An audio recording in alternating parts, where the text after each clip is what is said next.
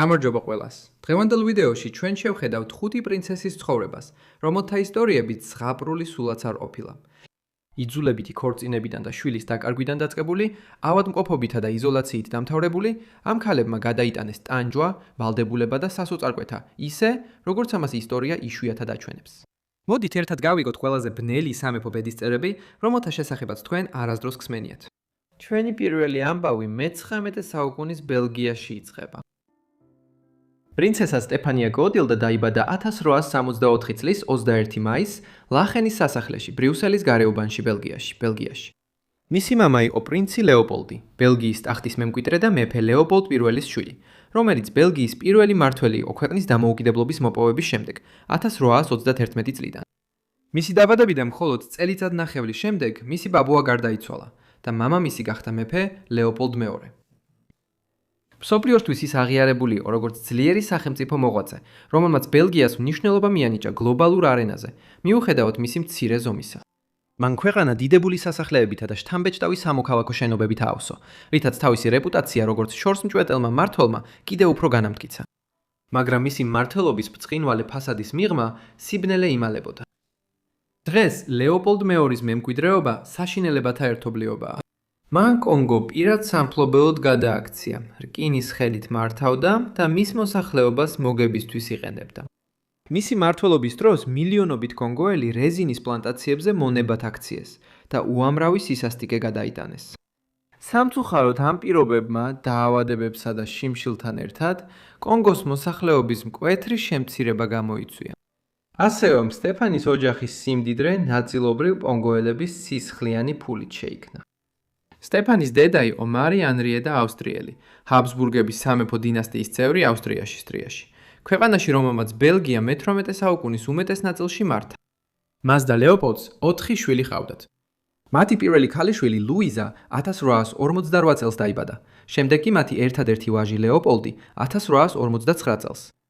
თითქმის 5 წლის შემდეგ დაიბადა სტეფანი და 8 წლის შემდეგ მათ ყველაზე პატარა ქალიშვილი კლემენტინა შეეძინათ.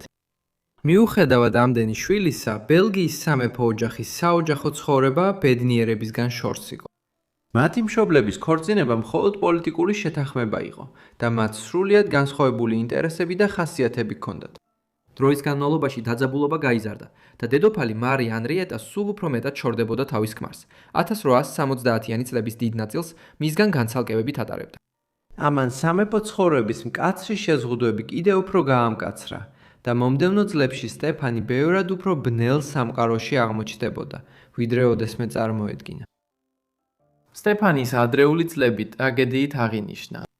1869 წლის იანვარში მისი სამყარო დაინგრა, როდესაც მისი ძმა, ტახტის მემკვიდრე, გარდაიცვალა, რამაც სამეფო ოჯახი გლოვაში ჩააგდო. მიუხედავად იმისა, რომ მხოლოდ 4 წლის და ნახევრის იყო, ამ ტრაგედიამ სტეფანიზე ღრმა კვალი დატოვა და მისი მშობლების ქორწინების დაღმასვლა დაიწყო. შემდეგ 1871 წელს უბებედურება კვლავ დატრიალდა. ევროპა კვლავ ებრძოდა მომაგრდინებელი დაავადებების ტალღებს, ტიფს, ყვავილს და საშიშ ლურჯ სიკვდილს, რაც ქოლერას მეტსახელია. და მალე ეპიდემიამ ბრიუსელი მოიცვა. სტეფანია, რომელიც ჯერ 7 წლისაც არ იყო მძიმედ დაავადდა ტიფით. კვირების განმავლობაში ის სიცოცხლესა და სიკვდილს შორის იმყოფებოდა, უგონოდ სიცხიანი და ტკივილებით სავსე. მისი ოჯახი ყველაზე ცუცებოდა, მაგრამ ყველა წინააღმდეგობის მიუხედავად, სტეფანია გადარჩა. 3 წლის შემდეგ სტეფანიას მკაცრი სასტალო რეჟიმი დაიწყო.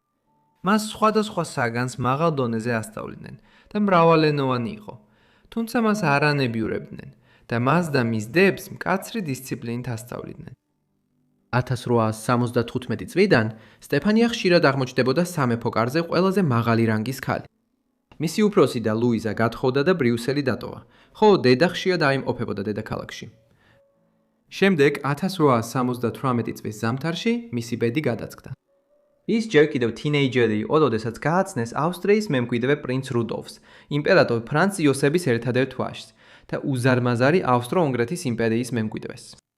რუდოლფი 20 წლის იყო, ხოლო სტეფანია მხოლოდ 14-ის, მაგრამ მათი შეხვედრა შემთხვევითი არ ყოფილა. ეს იყო წინასწარ დაგეგმილი ქორწინება. კულისებში მოლაპარაკებები სრული ძალით მიმდინარეობდა. ავსტრიის წარმომადგენლები სტეფანიას შესაფერის პატარძლად მიიჩნევდნენ, რომელსაც ტახტის მემკვიდრეობა ვაჟი მემკვიდრეების გაჩენით შეეძლო უზრუნველყო. ზეტოლა უზარმაზარი იყო და ხანგრძლივი განხილვების შემდეგ ქორწინება დაიგეგმა. 1891 წლის 10 მაისს, სულ რამდენიმე დღით ადრე, მის 17 დაბადების დღემდე სტეფანია და რუდოლფი ვენაში გრანდიოზულ ცერემონიაზე დაქორწინდნენ. მაგრამ სამეფო ბრწყინვალების მიღმა მათი კავშირის თავზე უკვე მუქი ღრუბლები იკრიბებოდა. სტეფანიასთვის დაოჯახებული ცხოვრება ზღაპარს სულაც არ გავდა. არ იყო დიდი სიყვარული, არც ღრმა სითბო, მხოლოდ მოვალეობა. თავდაპირველად მათი ურთიერთობა კეთილგანწყობილი იყო, ზოგჯერ ბედნიერიც კი, მაგრამ მალე ბზარები გაჩნდა. რუდოლფს ფეთქებადი ხასიათი ჰქონდა, ხოლო სტეფანი თავს სასახლეში გაუნთღდეულად გრძნობდა, მუდმივად დაგვირვების ქვეშ, თითქმის თავისუფლების გარეშე. მიუხედავად დაძაბულობისა, მათ ქალიშვილი ელიზაბეთ მარი შეეძინათ, რომელიც 1883 წლის სექტემბერში დაიბადა. მაგრამ სიხარულის ნაცვლად, რუდოლფმა ეს ამბავი ძლივს დაფარული იმედგაცრუებით მიიღო. მას ხომ იმპერიისთვის მემკვიდრე ბიჭი სურდა. ის მათი ერთადერთი შვილი იქნებოდა და სტეფანიასაც მხოლოდ ეს შვილი ეყოლებოდა. 1880-იანი წლების შუა პერიოდში ის უნაყოფო გახდა. მიზეზი? მისი საკუთარი ქმარი. რუდოლფი მხოლოდ ალკოჰოლიკი არ იყო, არამედ თავაშვეგული მექალთანაც, რომელიც ვენაში სხვადასხვა ქალთან ურთიერთობებს ამყარებდა. მან მრავალი სქესობრივი გზით გადამდები დაავადება აიგიდა და ისტორიკოსების უმეტესობა თანხმდება, რომ მან სავარაუდოდ სიფილისი და გონორეა სტეფანიასაც გადასდო, რის შედეგადაც ის მხოლოდ 22 წლის ასაკში შვილების გაჩენა ვეღარ შეძლო. თავდაპირველად ექიმებმა მიზეზად პერიტონიტი დაასახელეს. რუდოლფმა თავისი ავადმყოფობა საიდუმლოდ შეინახა და როცა სტეფანიამ სიმართლე გაიგო, უკვე ძალიან გვიანი იყო. გაცემული და დამცირებული მას წყენა მთლიანად მოეცვა. მან უარი თქვა ქმართან ერთად ეძინა, რომელიც გამთენიისას სახლში ბარბაცით ბრუნდებოდა, ალკოჰოლისა და სხვა ქალების სუნით. ამასობაში რუდოლფი, საკუთარ უბედურებაში ჩაძირული, კიდევ უფრო ღრმად ეფლობოდა გარყვნილებაში. 1880-იანი წლების ბოლოსთვის სასახლეში ყველა მიცოდა, რომ სტეფანი აღარასოდეს გააჩენდა კიდევ ერთ შვილს. რუდოლფის რომანები ისე გრძელდებოდა, თითქოს არაფერი შეცვლილიყო და ყველაზე ცუდი ჯერ კიდევ წინ იყო. რუდოლფის მრავალ საყვარლებს შორის ერთ-ერთი განსაკუთრებით გამოირჩეოდა. ეს იყო ბარონესა მარი ვიცირა. 1888 წელს მხოლოდ 17 წლის ასაკში ის ურთიერთობაში იყო 30 წლის მემკვიდრე პრინცთან. ამ პერიოდში რუდოლფის ქცევა კიდევ უფრო არასტაბილური გახდა. შესაძლოა მისი გამწვავებული სიფილისის გამო. ის და ვიცირა დიდ დროს ატარებდნენ მეილინგში, ვენასთან ახლოს მდებარე განმარტოებულ სანადირო სახლში, რომელიც რუდოლფმა იყიდა და იმპერიული კარისგან თავის დაღწევის პირად თავშესაფრად გადააქცია. 1889 წლის 30 იანვარს სტეფანი შოკის მომგვრელი ამბავი მიიღო. იმ დილით მისი ქმარი მემკვიდრე პრინცი რუდოლფი და უდოლფი და მარი ვიცირა მეილინგში გარდაცვლილები იპოვეს. მეილინგის ინციდენტი, როგორც ის გახდა ცნობილი, გამოძიებას მოჰყვა, ხოლო შეთქმულების, მკვლელობისა და პოლიტიკური ინტრიგების ჭორები წლების განმავლობაში ვრცელდებოდა. მაგრამ საბოლოოდ სიმართლე მძიმე აღმოჩნდა. რუდოლფმა თავის საყვარელს ესროვა და შემდეგ თავი მოიკლა. ამგვარად, სულ რაღაც 24 წლის ასაკში სტეფანია დაქვრივდა და აღარ შეეძლო შვილების ყოლა. საინტერესოა, რომ წერილში, რომელიც სტეფანიას დაუტოვა, რუდოლფმა გარკვეული სითბო გამოხატა. თუმცა ეჭვგარეშეა, რომ მის ცხოვრებაზე მისი გავლენა მრავალმხრივ საშინელი იყო. რუდოლფის გარდაცვალების შემდეგ სტეფანიას იმედი ჰქონდა ბელგიაში დაბრუნებულიყო, მაგრამ ერთი პრობლემა იყო, მისი ქალიშვილი. ელიზაბეთ მარი კვლავ ჰაბსბურგების პრინცესა იყო და იმპერატორის კარმა უარი თქვა ვენიდან მისი გაშვებაზე. სტეფანია ახლა უკვე დაქვრივებული კრონპრინცესა იმ ქალაქში იყო გაჭედილი, სადაც არავის სჭირდებოდა. მისი მეუღლის ნათესავებმა ზურგი აქციეს და მისი ყოფნა რუდოლფთან მომხდარი ტრაგედიის მდგივნეულ შეხსენებად მიიჩნიეს. ამ მარტოობის პერიოდში მან ნუგეში იპოვა, გრაფ არტურ პოდოცკისთან სასიყვარულო ურთიერთობაში. პოლონელ არისტოკრატთან, რომელიც ყველაზე ბნელ დღეებში მის გვერდით იდგა. მაგრამ ბედმა კვლავ დაარტყა. პოდოცკი, რომელიც ჯერ კიდევ 40 წლისაც არ იყო, ხორხის კიბოთი დაავადდა. წარუმატებელმა ოპერაციამ მას საუბრის უნარი წაართვა და 1890 წლის მარტისთვის გარდაიცვალა. სტეფანია, რომელიც ჯერ კიდევ რუდოლფის ტრაგიკულ სიკვდილს გლოვობდა, კიდევ ერთხელ ჩაეფლო მწუხარებაში. სევდისგან თავის დასაღწევად სტეფანია ბევრს მოგზაურობდა. მოგზაურობდა ხმელთაშუა ზღვისპირეთში, მალტაზე, ტუნისში, სიცილიაში, კორფუზე და სხვა ადგილებში. ეძებდა ყურადღების გადატანას, შვებას, ან იქნებ ახალ დასაწყისს. მიუხედავად იმისა, რომ ჯერ კიდევ ახალგაზრდა იყო და ხელახალ დაქორწინება შეეძლო, მეფე ლეოპოლდ II's გრანდიოზული გეგმები ჰქონდა. მას სურდა, რომ სტეფანია დაქორწინებულიყო ავსტრია-უნგრეთის იმპერიის ახალ მემკვიდრეზე, არქიდუკა ფრანც ფერდინანდზე. მაგრამ ეს ქორწინება არასოდეს შედგა. ამის ნაცვლად 1890-იანი წლების ბოლოს სტეფანია შეუყვარდა გრაფ ელემე ლუნიოი, უნგრელი არისტოკრატი. ეს არ იყო პოლიტიკური ალიანსი, ეს იყო სიყვარულის ქორწინება. და ელემირმა კათოლიკედაც კი მოინათლა, იმ იმედით, რომ მეფე ლეოპოლდის მოწონებას მოიპოვებდა. ეს არ გამოვიდა. კაცი წერილში მისმა მამამ კატეგორიულად უარი თქვა ქორწინების დალოცვაზე. მან არ დაუშვა, რომ მის ქალიშვილს თავისზე დაბალი წოდების კაცზე გათხოვილიყო. ამის მიუხედავად სტეფანი მამას დაუპირისპირდა და 1900 წლის 22 მარტს ელემირზე დაქორწინდა მირამარის სასახლეში, ტრიესტეს მახლობლად, რის შედეგადაც მან იმპერიული ტიტულები დაკარგა. ამ წლების განმავლობაში ოჯახური დაპირისპირებები გრძელდებოდა. ბელგიაში სტეფანის მამა ბერდებოდა და რადგანაც პირდაპირ მამაკაცი მემკვიდრე აღარ ყავდა, დაიგეგმა, რომ მისი ძმის შვილი პრინცი ალბერტი გახდებოდა მეფე ალბერტ I. ლეოპოლდი დიდი ხანია გაბრაზებული იყო თავის ქალიშვილებზე, რადგან მათ დაბალი წრის წარმომადგენლებზე იქორწინეს და თითქმის უარი თქვა მათზე. მისი წყენა იმდენად ღრმა იყო, რომ 1902 წელს სტეფანიას აუგრძალა დედის დაკრძალვაზე დასწრება და სიკვდილამდე მის ნახვაზეც უარი თქვა. ლეოპოლდის გარდაცვალების შემდეგ 1909 წელს მის ქალიშვილებს ეგონათ, რომ მის უზარმაზარ ქონებაში წილს მიიღებდნენ.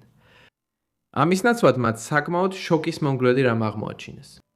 მან თავისი ქონების უმეტესობა კაროლინ ლაგრუას დაუტოვა, თავის ბევრად უმცროს საყვარელს, რომელთანაც საიდუმლოდ იქორწინა სიკვდილამდე სულ რაღაც 5 დრით ადრე. გაბრაზებულებმა სტეფანიამ და მისმა დებმა გააჩაღეს მძაფრი სამართლებრივი ბრძოლა, რომელიც 5 წლის განმავლობაში გაგრძელდა. ბოლოს სტეფანიამ შეძლო 5 მილიონი ფრანკის ოდენობის შეთანხმების მიღწევა. 1914 წლის ზაფხულში, როდესაც სახელმწიფო ვიზიტით სარაევოში იმყოფებოდა ავსტრია-უნგრეთის იმპერიის მემკვიდრე არქიდუკა ფრანც ფერდინანდი, ადამიანი, რომელზეც სტეფანიას მამას ოდესღაც სურდა, რომ მისი ქალიშვილი დაქორწინებულიყო, სერბმა ნაციონალისტმა გავრილო პრინციპმა მოკლა. მისმა სიკვდილმა გამოიწვია კრიზისი, რომელმაც სწრაფად გადაიზარდა პირველ მსოფლიო ომში. მხოლოდ რამდენიმე კვირის შემდეგ გერმანია ბელგიაში შეიჯრა, მიუხედავად მისი ნეიტრალიტეტისა. და შემდეგი 4 წლის განმავლობაში სტეფანიას სამშობლო გერმანიის ოკუპაციის ქვეშ დარჩა. რადგან ავსტრია-უნგრეთი ომში გერმანიის მოკავშირე იყო, სტეფანია აღმოჩნდა უხერხო მდგომარეობაში, როცა ცხოვრობდა იმ იმპერიაში, რომელიც მის სამშობლოს ოკუპირებაში ეხმარებოდა. გარდა ამისა, ის დარწმუნებული იყო, რომ იმპერატორი ფრანც იოზეფი რაღაც ფორმით მონაწილეობდა თავისი მემკვიდრის, ფრანც ფერდინანდის მკვლელობაში. საბედნიეროდ იმ დროისთვის ის და ელიმირი ვენიდან შორს იყვნენ. 1906 წელს ისინი დასახლდნენ რუსოლცენის სასახლეში, რომელიც დღევანდელი სლოვაკიის ტერიტორიაზე მდებარეობს და იმ დროისთვის ერთ-ერთი იშვიათი ადგილი იყო, რომელსაც ომი აშეხებია. იქ სტეფანიამ თავი მიუწვნა ქველმოქმედებას და იპოვა მიზანი სამყაროში, რომელიც მის გარშემო იშლებოდა. როცა იმპერატორი ფრანც იოზეფი 1916 წელს გარდაიცვალა, სტეფანია და ელმე ვენაში დაბრუნდნენ როგორც მისი დაკრძალვისთვის, ასევე ახალი მმართველის კორონაციის აღსანიშნავ ცერემონიებზე. მხოლოდ 2 თვის შემდეგ ელიმირი უნგრული არისტოკრატიაში პრინცად გამოაცხადეს. მაგრამ მათი სამყარო მალე დაინგრა. 1918 წლის ოქტომბერში ავსტრია-უნგრეთმა ომი წააგო და ცალკეულ ქვეყნებად დაიშალა. მიუხედავად იმისა, რომ ჰაბსბურგების დინასტიის უმეტესობა გადაასახლეს, სტეფანია და ელემირი დაინდეს. ისინი რუცოზეს მამულში დარჩნენ, თუმცა ხშირად მოგზაურობდნენ და ბედნიერი ქორწინება ჰქონდათ. სტეფანია და ელემირი პირველი მსოფლიო ომის შემდეგ მშვიდად ცხოვრობდნენ. იმ დროისთვის ის უკვე ბებია იყო, რადგან მისმა ქალიშვილმა 1900-იანი წლების დასაწყისში რამდენიმე შვილი გააჩინა. თუმცა სტეფანიასა და მისი ქალიშვილის ურთიერთობა 1920-იანი წლების დასაწყისში დაიძაბა. ეს გამოწვეული იყო ელიზაბეთ მარიას პირადი ცხოვრებითა და მისი პოლიტიკური შეხედულებებით. ის სოციალისტი იყო და ავსტრიაში წითელი არქიდუქსინიის სახელით გახდა ცნობილი. 1924 წელს საბოლოო განხეთქილების შემდეგ სტეფანიამ და მისმა ქალიშვილმა ელიზაბეთ მარიამ, როგორც ჩანს, საბოლოოდ გაწყვიტეს ურთიერთობა და აღარასოდეს უსაუბრიათ ერთმანეთთან. ამ წლებში სტეფანიამ თავისი მემუარები დაწერა, რომლებიც 1925 წელს გამოიცა, ხოლო ინგლისურად 1927 წელს სათაურით. მე უნდა ვყოფილიყავი იმპერატრიცა. თუმცა ეს სრული ავტობიოგრაფია არ იყო, რადგან მან თითქმის არ ახსენა ნახევარი საუკუნე, რომელიც რუდოლფის სიკვდილის შემდეგ გავიდა. ამის ნაცვლად წიგნი 4 ნაწილად იყო დაყოფილი, ხოლო ბოლო ნაწილი ეწოდებოდა ტრაგიკული გზავნილი. ცხადი იყო, რომ მისი ამბავი ყოველ შემთხვევაში ის, რომლის მოყოლაც თავად აირჩია, 1899 წელს მთავრდებოდა.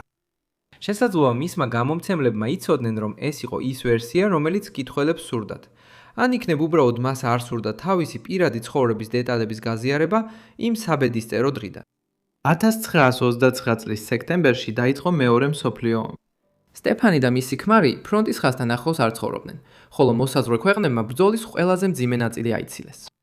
თუმცა ომის ბოლოსკენ წყვილი შეწუხებული იყო ნაცისტების გეგმებით, რომლებიც რუცოს საველე ჰოსპიტალად გადაკეთებას აპირებდნენ, რადგან საბჭოთა წითელი არმია ცენტრალურ ევროპაში წინ მიიწევდა.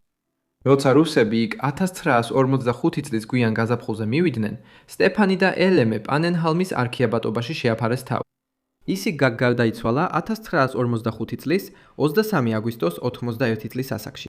მან თავისი ქალიშვილი 1 წლით ადრე გააუქმა მემკვიდრეობიდან და ელიზაბეთ მარი არ დასწრებია სტეფანის დაკრძალვას.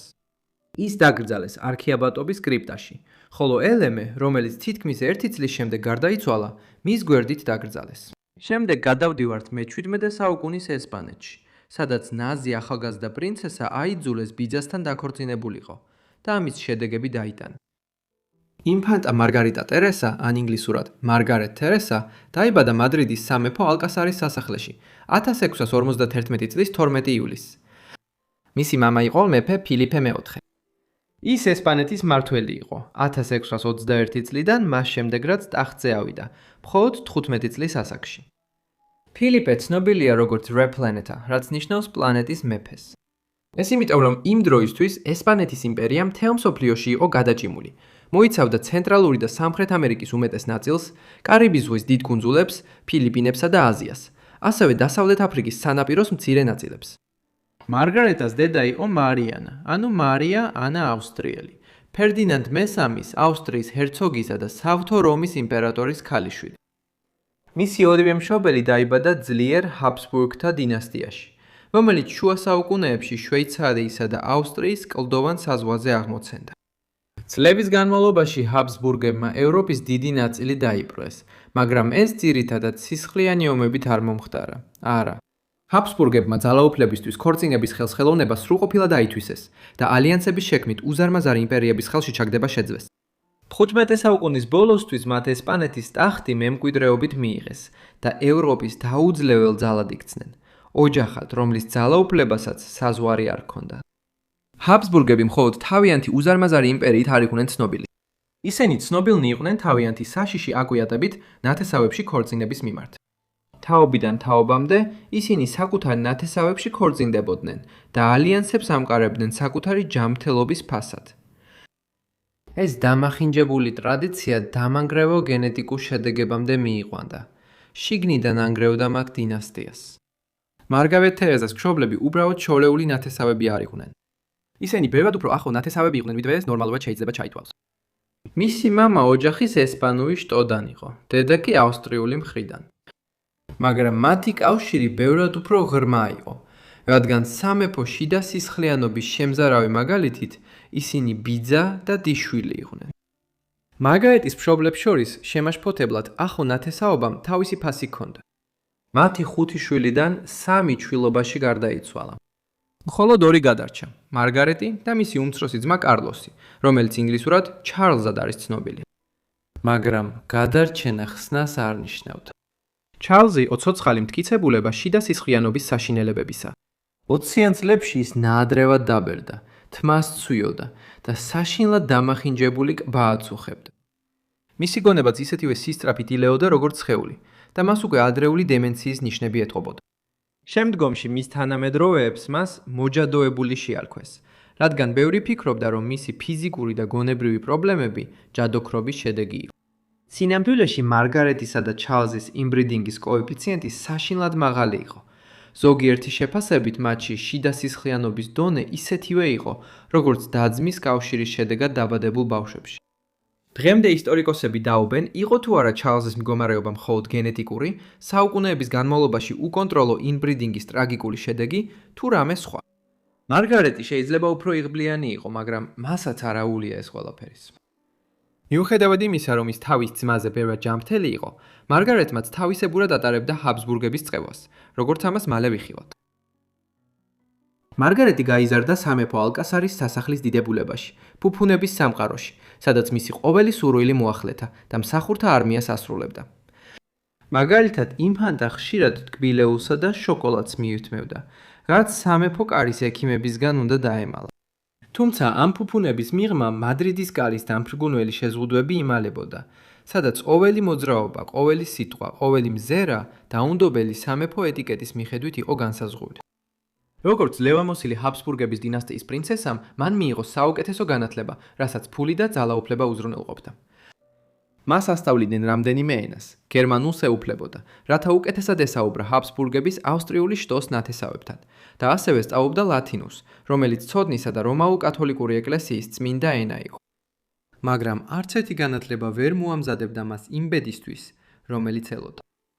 მარგარეტს რომ ასაკი ემატებოდა, ვეღარ უგულებელყოფდა მშობლებს შორის აშკარა ასაკობრივ სხვაობას.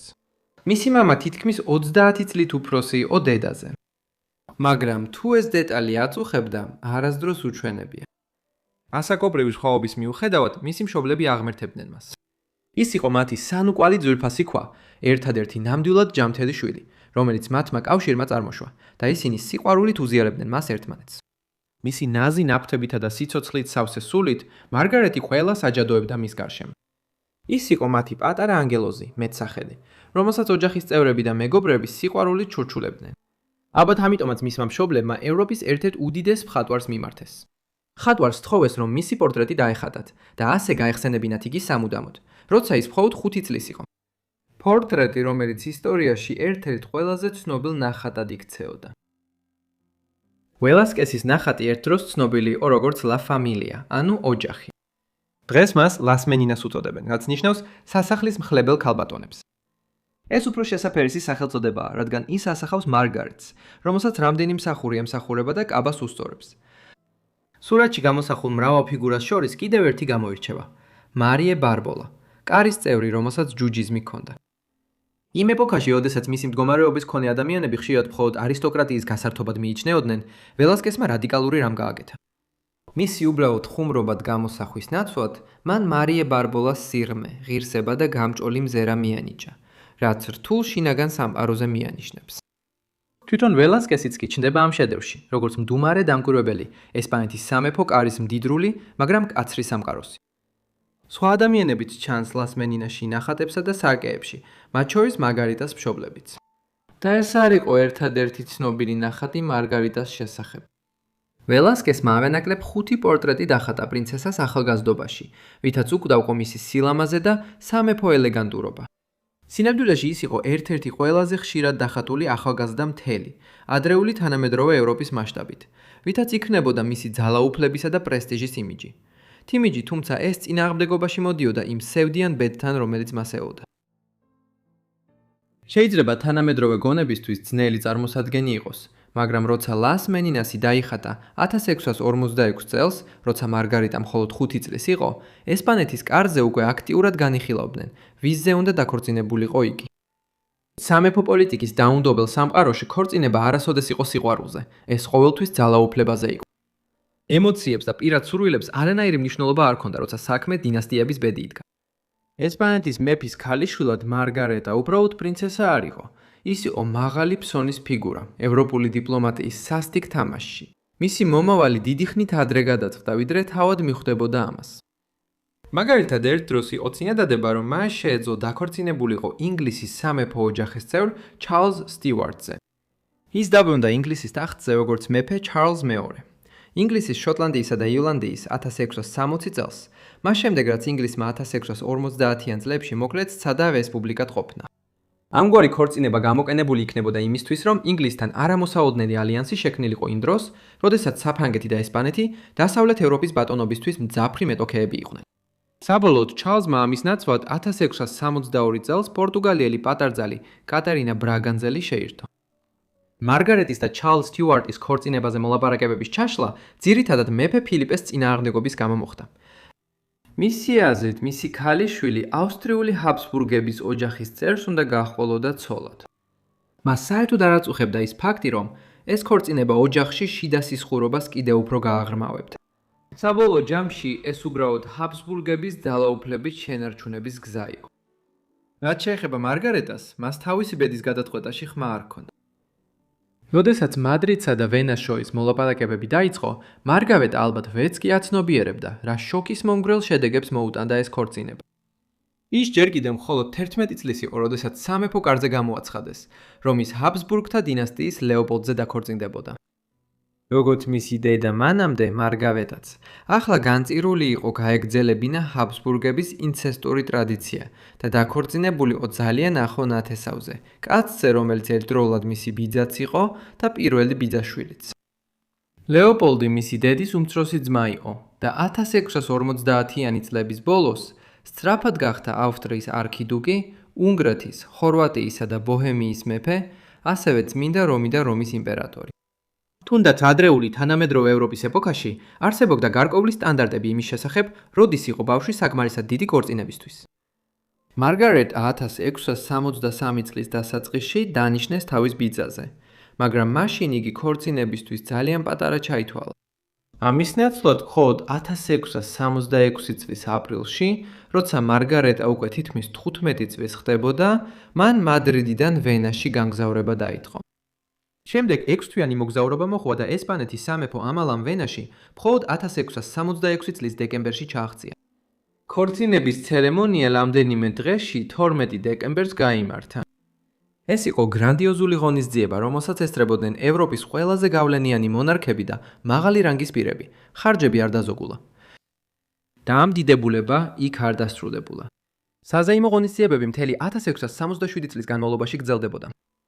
თუმცა ამ ბრწყინვალების მიღმა ბნელი ბედი უკვე ვითარდებოდა.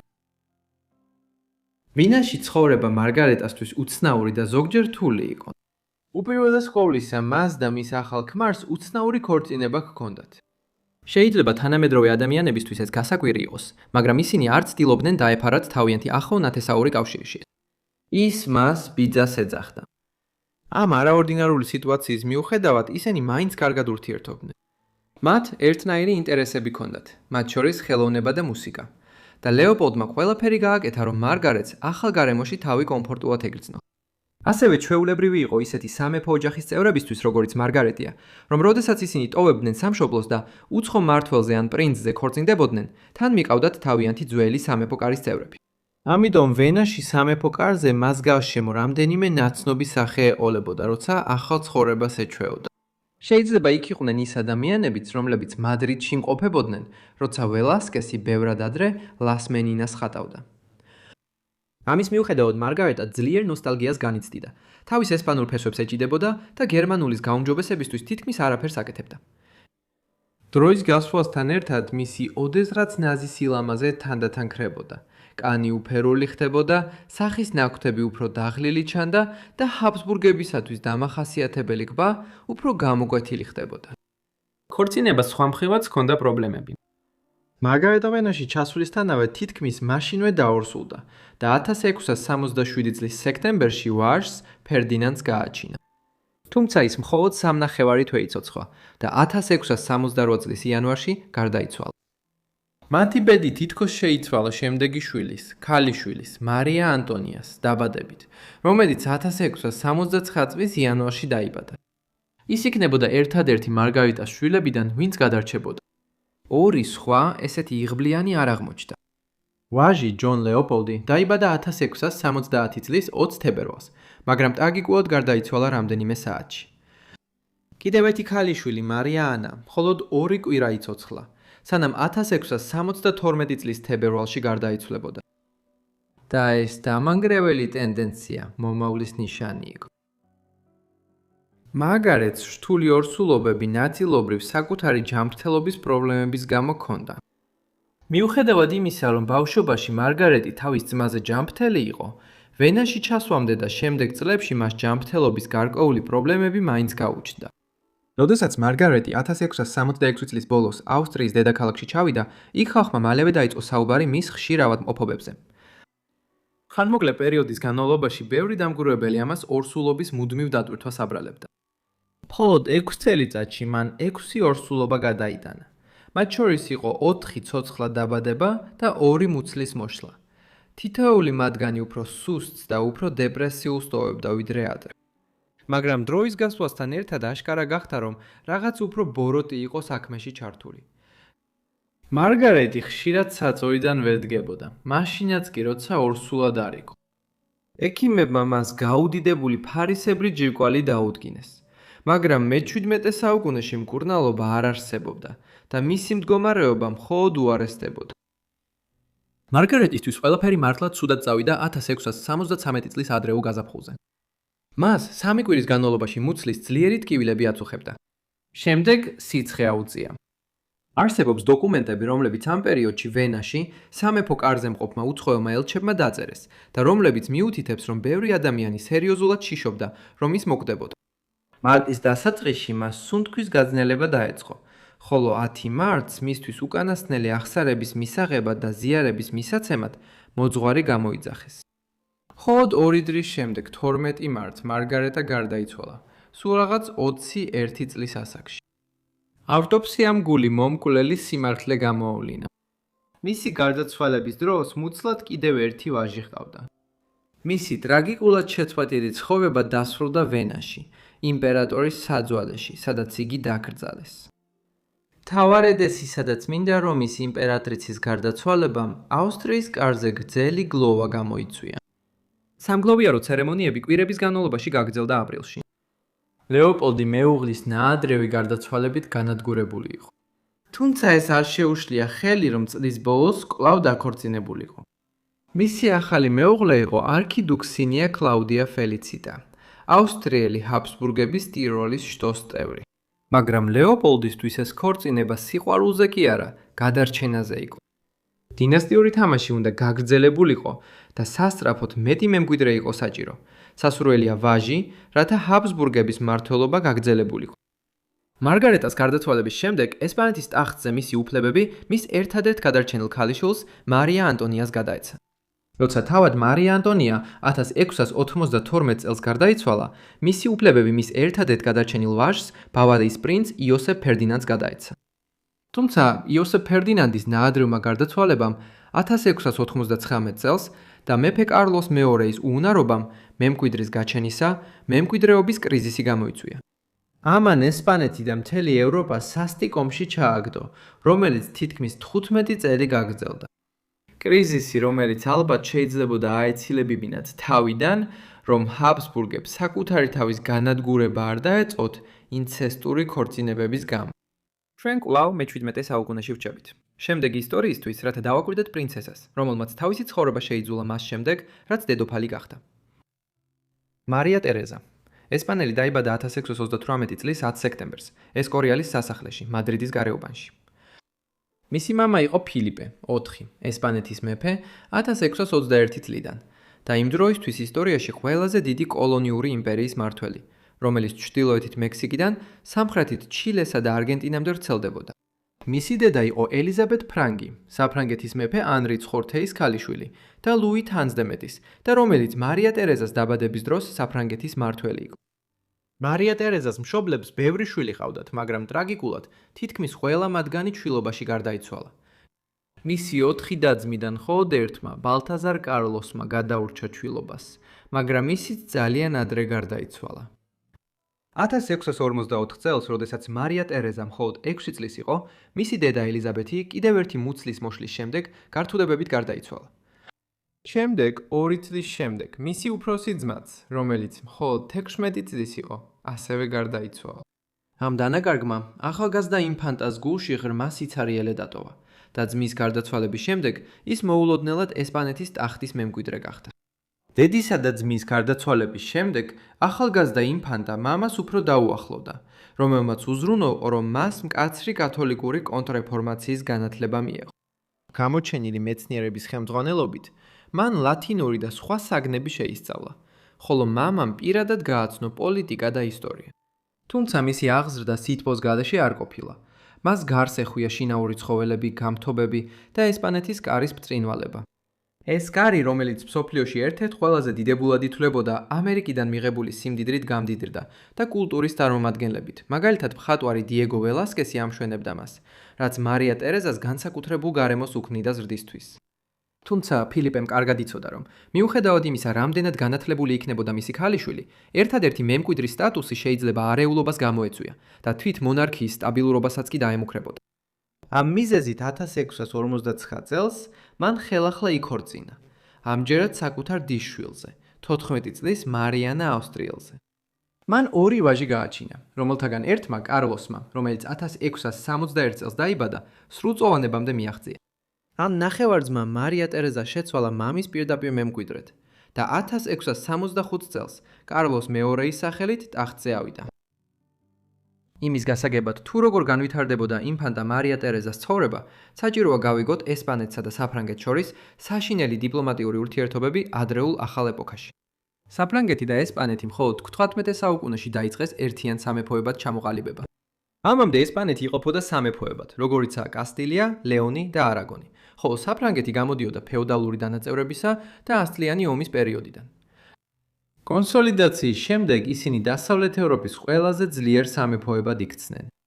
1494 წელს საფრანგეთმა იტალიის ნახევარკუნძული დაიპყრო, სადაც ესპანეთს სამხრეთში დიდი ტერიტორიები ეკავა.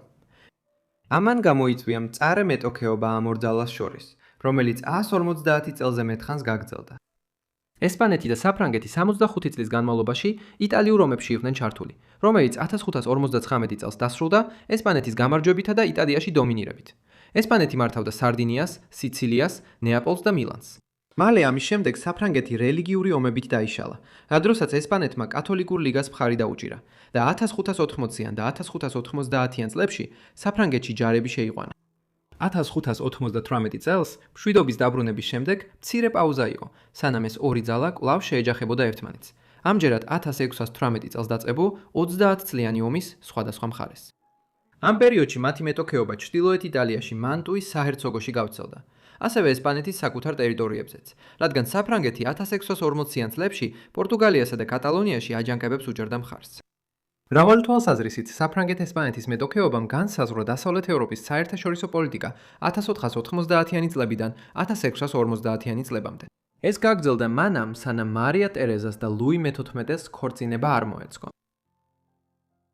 საფრანგეთსა და ესპანეთს შორის კონფლიქტი იმდენად მძაფრი იყო, რომ მაშინაც კი როცა ევროპის დანარჩენმა დიდმა ძალებმა ერთმანეთთან მშვიდობა დაამყარეს და 30 წლიანი ომი 1648 წელს დაასრულეს, ფრანგები და ესპანელები ბრძოლას აგრძელებდნენ. მაგრამ 1650-იან წლებში ესპანელები ძალაგამოცლილები იყვნენ.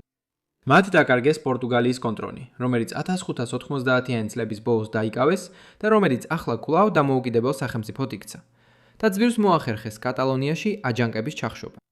ამგვარად, 1659 წლის 7 ნოემბერს მათ საფრანგეთთან პირენეების ხელშეკრულებაზე შეთანხმდნენ, რომელიც ორ ქვეყანას შორის მთიან საზღვარზე გაფორმდა. ხელშეკრულების პირობების მიხედვით ესპანეთი საფრანგეთს ესპანეთის ნიდერლანდებში მდებარე ტერიტორიებს დაუთმობდა. ასევე ახალი მშვიდობის გასამყარებლად ქორწინების ალიანსიც დაიგეგმა.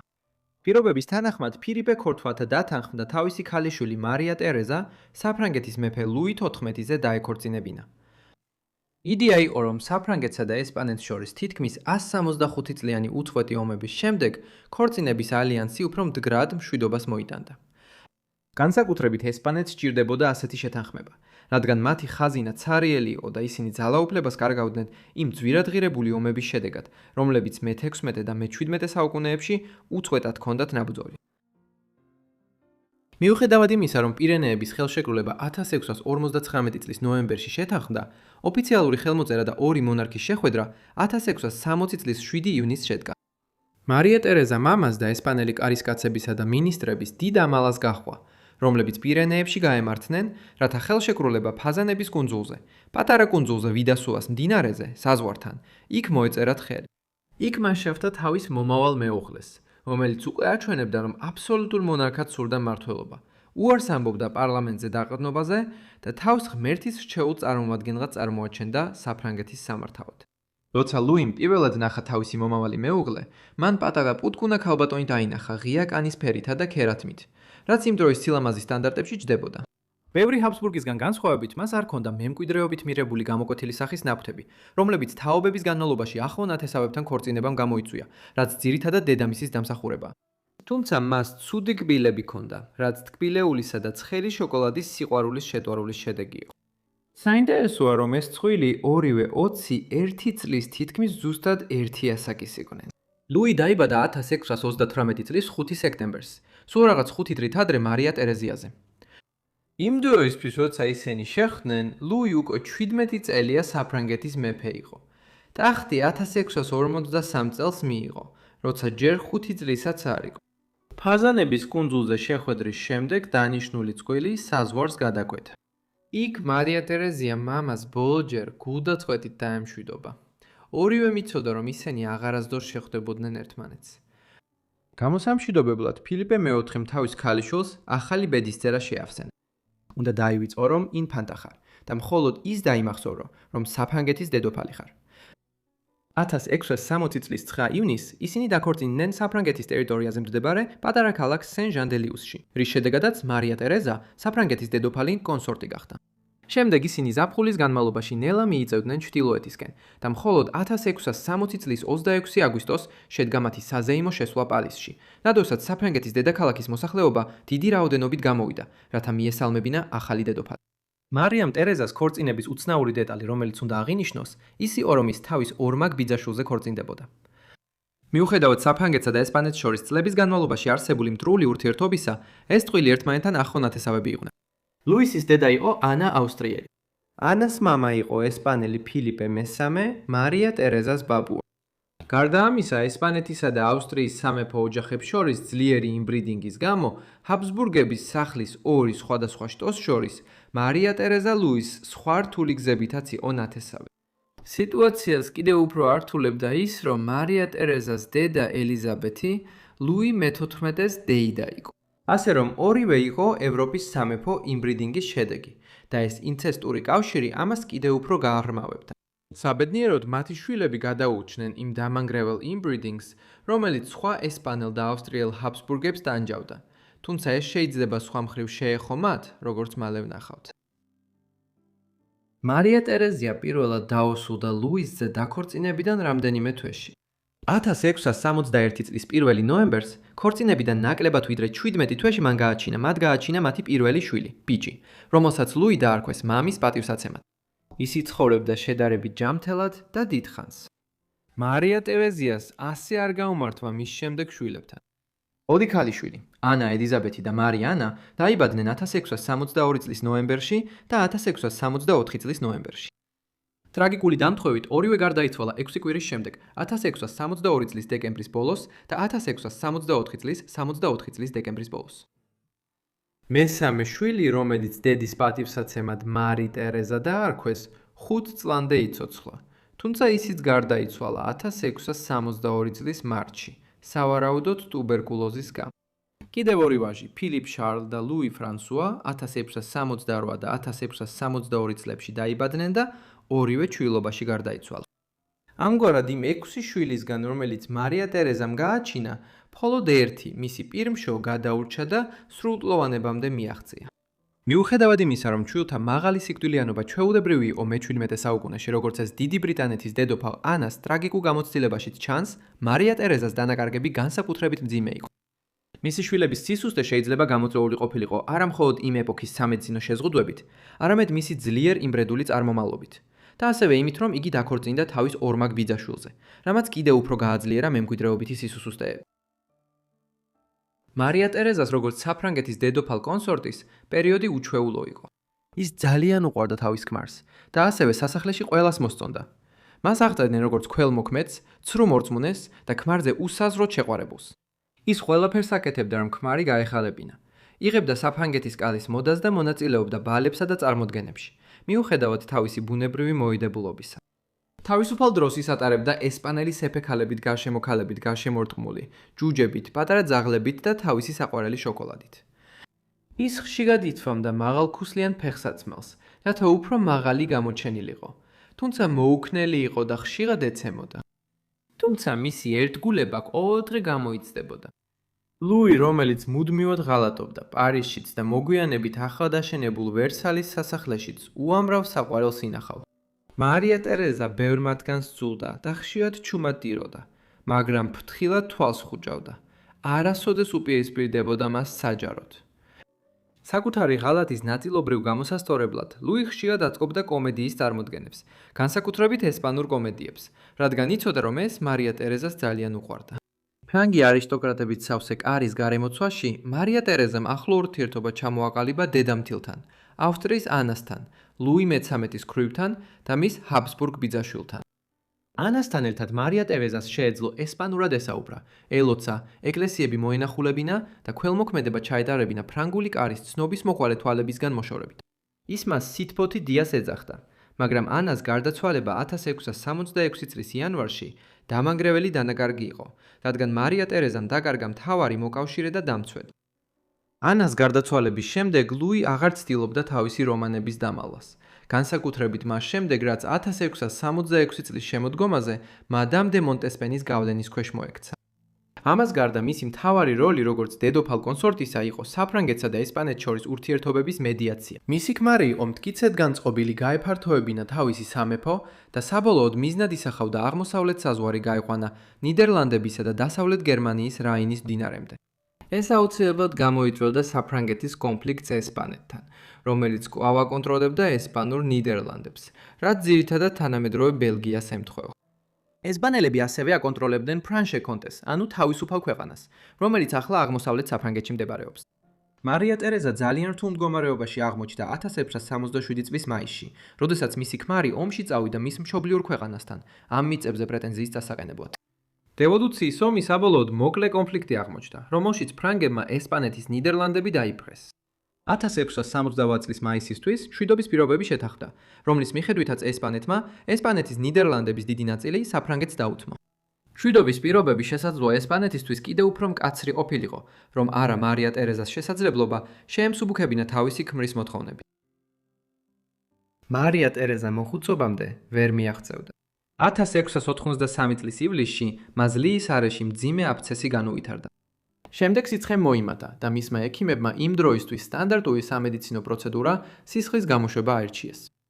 შესაძლოა ჭრილობამ დიდი ვენა ან არტერია დააზიანა და ის პროცედურის შედეგად 30 ივლისს 44 წლის ასაკში გარდაიცვალა. მისი ბოლო სიტყვები იყო: მას შემდეგ რაც დედოფალი გავხდი, მხოლოდ ერთი ბედნიერი დღე მქონდა. ლუი 14-მა მალევე ფარულად იქორწინა თავის ერთ-ერთ ხანგრძლივ საყვარელზე, თუმცა ქორწინება არასოდეს გახმაურებულა და მათ არ ყოლიათ ლეგიტიმური შვილები. ეს ნიშნავდა, რომ მარია ტერეზას ერთადერთი გადარჩენილი შვილი დარჩა ტახტის ერთადერთ მემკვიდრედ. Grand Dauphine, ან როგორც მას უწოდებდნენ, დიდი პრინცი, ცხოვრობდა 1711 წლამდე. თუმცა მან საკუთარ მამაზე, ლუი მე-14-ზე, მეთხას ვერ იცოცხლა, რომელიც 1715 წლამდე ცხოვრობდა. საბოლოოდ, როდესაც ის გარდაიცვალა, მარია ტერეზას შვილთა შვილი, Grand Dauphine-ის შვილიშვილი, გახდა მეფე ლუი მე-15. ესპანეთის სამეფო ოჯახის პირდაპირ შტო შეწყდა 1700 წელს, როდესაც მარია ტერეზას ნახევარ-ძმა, კარლოს მეორემ გარდაიცვალა 30-ის მიწურულს, ნაწილობრივ ჯანმრთელობის გართულებების გამო, რომლებიც მძიმე ინცესტმა გამოიწვია. როდესაც ის გარდაიცვალა, ანჟუს ფილიპე, Grand Dauphine-ის ვაჟი და მარია ტერეზას შვილიშვილი, გახდა ესპანეთის მეფე ფილიპე მე-5. ამგვარად, მარია ტერეზას ქორწინებამ ლუი მე-14-ზე 1660 წელს არამხოლოდ ხელი შეუწყო მშვიდობის დამყარება საფრანგეთსა და ესპანეთს შორის, არამედ 40 წლის შემდეგ ფრანგული სამეფო ოჯახის წევრი ესპანეთის მეფე გახდა. ჩვენი მეოთხე ამბისთვის დავბრუნდებით მე-16 საუკუნის შუა პერიოდში. ანა ავსტრიელი დაიბადა 1559 წლის 2 ნოემბერს სიგალესში, ვალიადოლიდის მახლობლად, ესპანეთში. მისი მამა იყო მომავალი წმინდა რომის იმპერატორი მაქსიმილიან მეორე ფერდინანდ პირველის ვაჟი, ავსტრიის არქიდუკი და უნგრეთის, ბოჰემიისა და ხორვატიის მეფე, რომელიც 1546 წელს გახდა წმინდა რომის იმპერატორი. მაქსიმილიანი მამის გარდაცვალების შემდეგ 1564 წელს მიიღებდა მის უზარმაზარ ტიტულებს და ამით განამტკიცებდა თავის ადგილს ევროპის ყველაზე ძლიერ მმართველებს შორის. მიუხედავად იმისა, რომ ანა ავსტრიული ოჯახიდან იყო, იგი ესპანეთში დაიბადა, რადგან მამამისი დიდხანს იმყოფებოდა ამ ქვეყანაში, რომელმაც 1548 წელს იქორწინა. მავია, კარლოს მეხუთის ქალიშვილი, წმინდა რომის იმპერატორის, ესპანეთის მეფისა და მთელი ევროპის ყველაზე ძლევამოსილი მონარქის. როგორც შეიძლება გეჩვდათ, ანას მშობლები ახონათესავები იყვნენ. ისინი ბიძაშვილები იყვნენ, რადგან მათი მამები, კარლოს უფი და ფერდინანდ ნუტვოდა, ძმები იყვნენ, ორივე ჰაბსბურგების სახელგანთქმული დინასტიიდან. მისი მშობლების ქორწინება იყო ერთ-ერთი პირველი ქორწინება ჰაბსბურგების დინასტიის ავსტრიულ და ესპანურ შტოებს შორის, ალიანსი, რომელიც პოლიტიკური ძალისთვის შეიქმნა. მაგრამ ეს ალიანსი მომდევნო საუკუნეში ხელს შეუწყობდა გენეტიკურ შიდასისხლიანობას, რომელმაც ჰაბსბურგების დინასტია დააზარალა.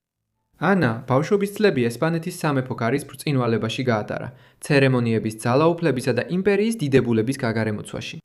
იმ ცხრაშვილიდან უფროსი, ვინც ჩვილ ასაკს გადაურჩა, ანა მალე გახდა მამის განსაკუთრებული საყვარელი შვილი.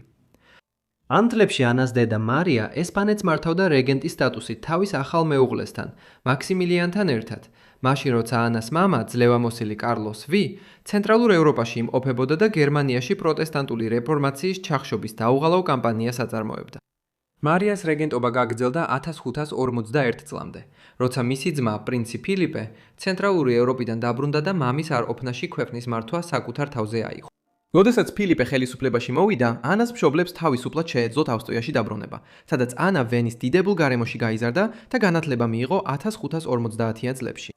მიუხედავად იმისა, რომ ანა ძალიან პატარა იყო, რომ ესმახსოვრებინა ესპანეთში გატარებული ადრეული წლები, სასახლის წევრებს არასოდეს დავიწყებიათ იმპერიული ბავშვი, რომელიც მათ შორის დაიბადა, პატარა პრინცესა, რომლის ბედიც უკვე გადაჯაჭვული იყო ევროპის დიდ ძალებთან.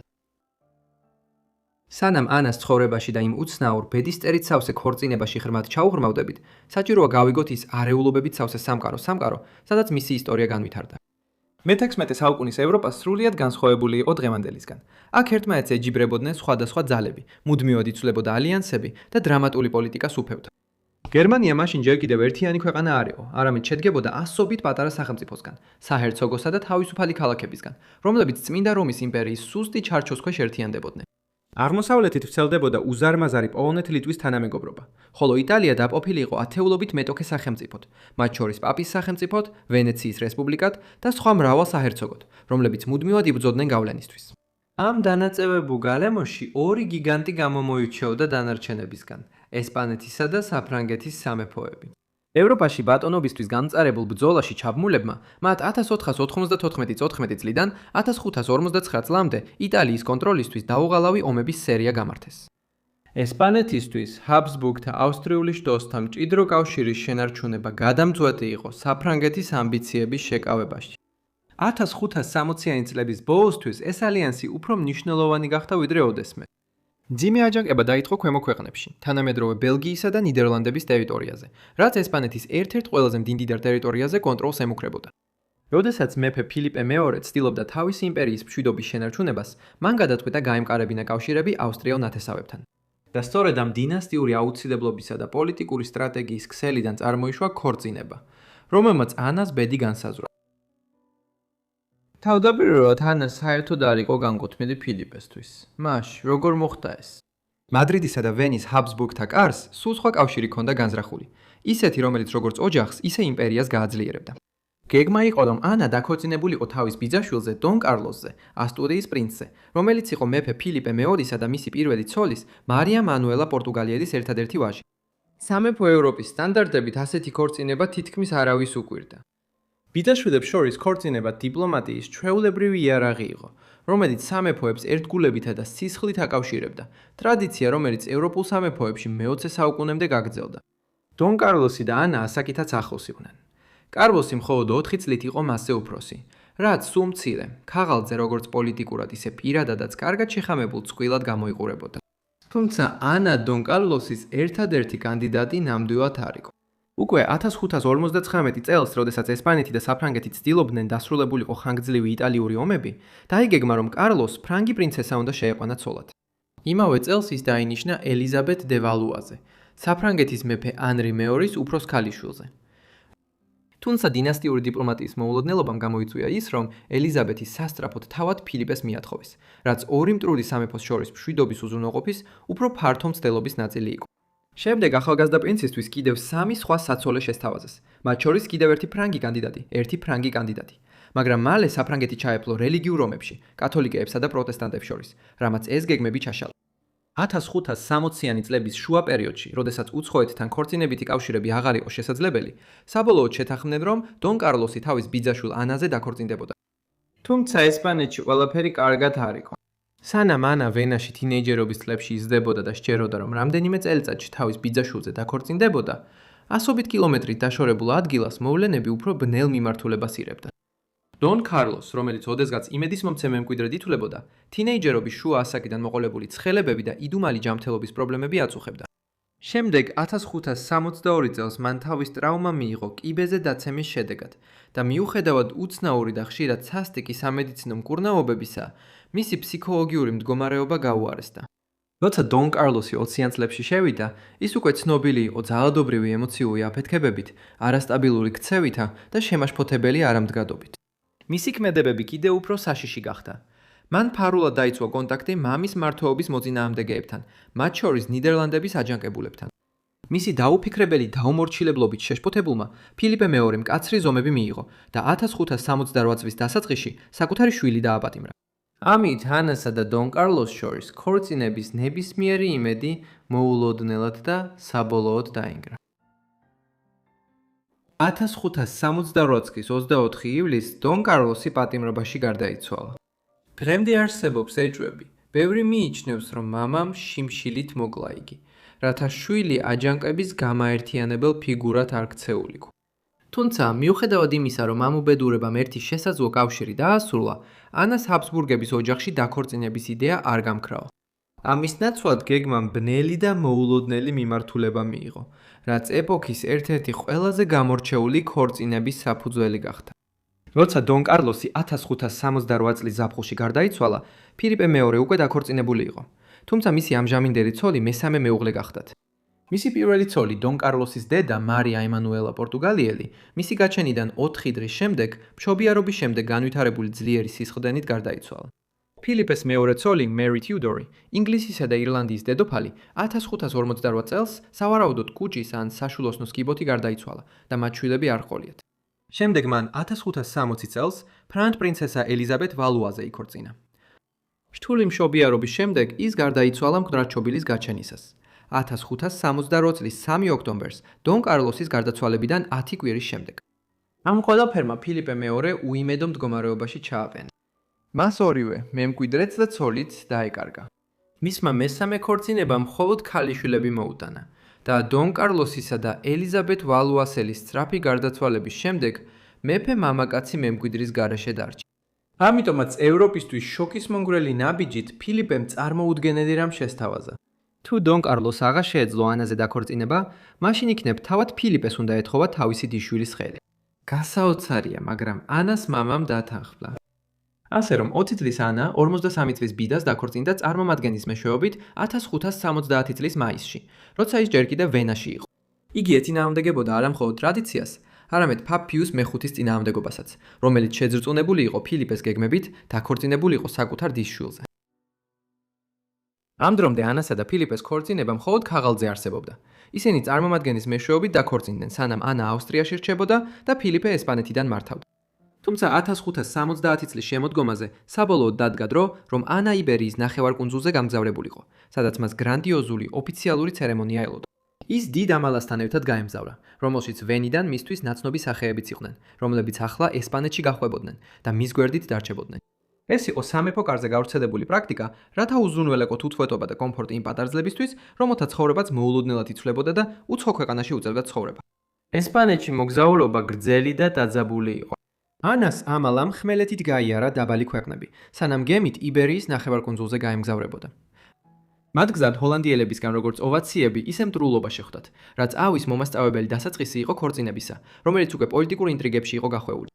მოგზაურობა მიმდინარეობდა ახლახან დაწყებული ჰოლანდიური აჯანყების ფონზე, რომელიც 1568 წელს ესპანეთის ჰაბსბურგთა ტერიტორიებზე წლების განმავლობაში დაგროვილი მღელვარების შემდეგ დაიწყო. გზაში პრინცესა ჩაება დიპლომატიურ სკანდალში, როდესაც ესპანეთში აჯანყებაში მონაწილეობის გამო დაპატიმრებული ჰოლანდიელი არისტოკრატის ფლორის მონმორენსის ნათესავებმა ანას თხოვეს მის დასაცავად ჩარეულიყო. ზღვაში რამდენიმე კვირის შემდეგ ის ესპანეთში 1570 წლის 3 ოქტომბერს ჩავიდა და ოფიციალურად ითხოვა, რომ მისი სიცოცხლე დაენდოთ. მაგრამ სანამ ის მეფე შეხვდებოდა, ფლორესი ფარულად მოკლეს. 16 ოქტომბერს ისტორიკოსების უმეტესობის აზრით ფილიპეს ბრძანებით დაახჩვეს. ყველაც კაროს მიხედვით, ანა ესპანეთში ცხოვრება საოცრად კარგად შეეგუა. მას მიესალმნენ ბევრი ადამიანი, ვინც მას ბავშვობიდან იცნობდა და მისი ყოფნა სიცოცხლის ნაპრალკალს აძლევდა მკაცრ და ხშირად სერიოზულ ესპანეთის კარს. მხიარული, სიცოცხლით სავსე და ნათელი, ანა ამსუბუქებდა იმ დამთრგუნელ ფორმალობას, რომელიც დიდი ხნის განმავლობაში ფილიპეს მმართველობას განსაზღვრავდა. ანა ასევე გახდა ფილიპეს ყველაზე საყვარელი ცოლი. დიპლომატები იუწყებოდნენ, რომ მეფე ნამდვილად იყო შეყვარებული თავის ახალგაზრდა ცოლზე და განსხვავებით მისი წინამორბედებისგან არ არსებობს ჩანაწერები, რომ მას ჰქონოდა საყვარელი ანასთან ქორწინების პერიოდში. ამბობდნენ, რომ ფილიპე ყოველდღე სტუმრობდა ანას საძინებელს და წყვილი ძალიან ახლოს იყო ერთმანეთთან, ასევე მათ მსგავსი ხასიათები ჰქონდათ. მალე ანა დაფეხმძიმდა და 1571 წლის დეკემბერში ნანატრი ვაჟი დაიბადა. მას ფერდინანდი დაარქვეს ანას ბაბუის პატივსაცემად და მიენიჭა ასტურიის პრინცის ტიტული, რომელიც ადრე დონ კარლოს ეკავა, სანამ რამდენიმე წლის წინ საეჭვო ვითარებაში გარდაიცვლებოდა. თუმცა ის სრულწლოვანებამდე ვერ მიაღწია. 1578 წლის ოქტომბერში ის სავარაუდოდ დიზენტერიით გარდაიცვალა. სამწუხაროდ ფერდინანდის ბედი ანას და ფილიპეს მომავალი შვილებისთვისაც განმეორდა. კიდევ ერთი ვაჟი, სახელად კარლოსი, 1573 წელს დაიბადა, მაგრამ 2 წელზე ნაკლებ დროში, 1575 წელს გარდაიცვალა. კიდევ ერთი ბიჭი, სახელად დიეგო, 1575 წელს დაიბადა. იმ დროს, როცა ფერდინანდი ჯერ კიდევ ცოცხალი იყო, ეს თითქოს მემკვიდრეობის საკითხს ამყარებდა, რადგან მცირე ხნით ტახტის მემკვიდრედ კვიდრედ 2 ჯანმრთელი ვაჟი არსებობდა. მაგრამ როგორც კი ფერდინანდი 1578 წელს გარდაიცვალა, დიეგო გახდა ტახტის მემკვიდრე. მან დედაზე მეტი იცოცხლა, თუმცა საბოლოოდ ისიც ახალგაზრდა გარდაიცვალა ყვავილით 1582 წელს. წყვილის ერთადერთი ქალიშვილი სახელად მარია, რომელიც 1580 წელს დაიბადა, 1583 წელს გარდაიცვალა. ეს ნიშნავდა, რომ მათი 5 შვილიდან მხოლოდ ერთი, ბიჭი სახელად ფილიპე, რომელიც მამამისის სახელს ატარებდა, მიაღწევდა სრულწლოვანებას. ის 1578 წელს დაიბადა და გახდებოდა ის მემკვიდრე, რომელსაც ფილიპე მეორე ასე ელოდა, იმდენად რომ საკუთარი დის-შვილიც კი შეირთო ცოლად. როგორც უკვე აღვნიშნეთ, ფილიპეს და ანას ძალიან კარგი ურთიერთობა ჰქონდათ, ასაკობრივი სხვაობისა და ნათესაური კავშირის მიუხედავად. და ანა ფილიპესა და ელიზაბეთ ვალუაზელის ქორწინებიდან მის გერებსაც კი მზრუნველ დედად ექცეოდა. თუმცა ანა მალევე გახდა ფილიპეს მეოთხე ცოლი, რომელიც ნაადრევად გარდაიცვალა. 1578 წელს პორტუგალიის მეფე სებასტიან I ჩრდილოეთ აფრიკაში გარდაიცვალა, როდესაც მაროკოს მუსლიმებთან ომობდა. ის მხოლოდ 24 წლის იყო და შვილები არ ჰყავდა. მალე მას მემკვიდრეობით პორტუგალიის ჰენრი I ჩაენაცვლა. მაგრამ ჰენრი ეკლესიის კარდინალი იყო და მასაც არ ყავდა შვილები. 1580 წელს, როდესაც ის გარდაიცვალა, მემკვიდრეობის კრიზისი დაიწყო და ფილიპემ პორტუგალიის თახტი მოითხოვა.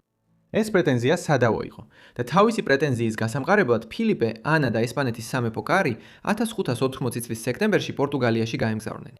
თეორიულად ანა რამდენიმე კვირით პორტუგალიის დედოფალი კონსორტი იყო 1580 წლის შემოდგომის ბოლოს.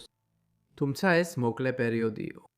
პორტუგალიაში მოგზაურობის დროს ანიკ ჩასვლის შემდეგ ანამ გრიპის მძიმე ფორმა აიკიდა და სერიოზულად დაავადდა. ის ამ ავადმყოფობისგან გარდაიცვალა ბადახოსის ქალაქში 1580 წლის 26 ოქტომბერს, ერთი კვირით ადრე ვიდრე 31 წელი შეუსრულდებოდა.